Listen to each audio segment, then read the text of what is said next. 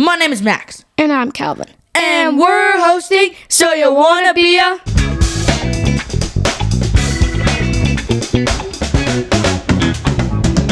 Today's job uses fire, air, color, and molten glass. Which already sounds pretty awesome.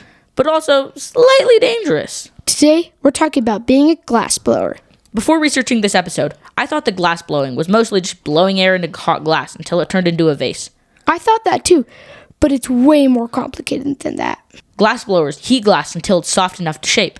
Then they use spinning, tools, gravity, heat, and air to turn it into something beautiful. So it's kind of like art, mixed with science. And a lot of patience. So what does a normal day look like for a glass blower?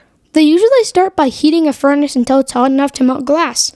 Then they gather a blob of molten glass on the end of a long metal pipe.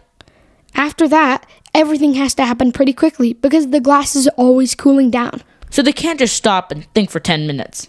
Nope, they have to keep the glass moving, reheat it, and shape it little by little. I always pictured one big dramatic puff of air. That would be the movie version.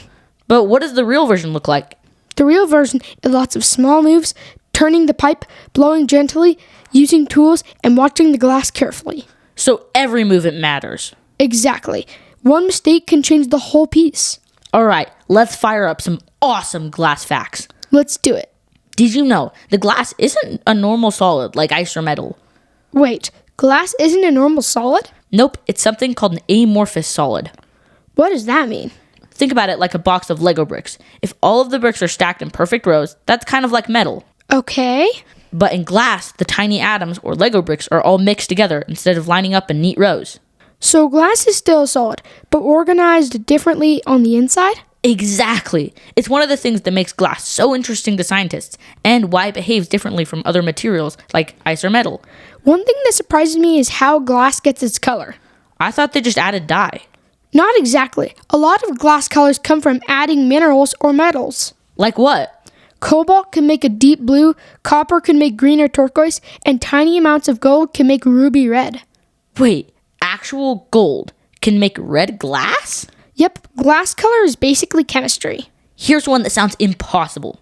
Did you know that there's a piece of glass that's almost impossible to break? Really? Unless you snap off its tiny tail. Wait, what? It's called Prince Rupert's drop. If you hit the round end with a hammer, it won't break. Seriously? But if the tiny little tail breaks, Then what? the entire thing instantly explodes into thousands of tiny little pieces. That's one of the weirdest things I've ever heard. And scientists still use them to teach people how glass breaks. That's so cool. And did you know that the internet travels through glass? Wait, what? Tiny strands of glass called fiber optic cables carry light. Light? Yep, the information from those videos, games, and websites races through those glass fibers at almost the speed of light. So every time I watch YouTube? There's a good chance that your video traveled through glass to get to your house. So if someone wanted to be a glassblower, where would they start? Our classes help a lot. Science do, especially learning about heat, materials, and how glass behaves. You also need training from someone experienced. Because working with glass that is really hot is not something you should be doing by yourself. Definitely not. What skills make someone good at this job? Patience, Creativity, carefulness, steady hands. and being able to stay calm when your artwork is glowing orange. That feels very important. Alright, that's it for today's episode. We hope you have fun learning about what it's like to be a glassblower. And discovering how science and art come together in molten glass. And if you want your name and the job you want to be in your group featured in one of our episodes, head to maxandcalvin.studio. Thank you, goodbye!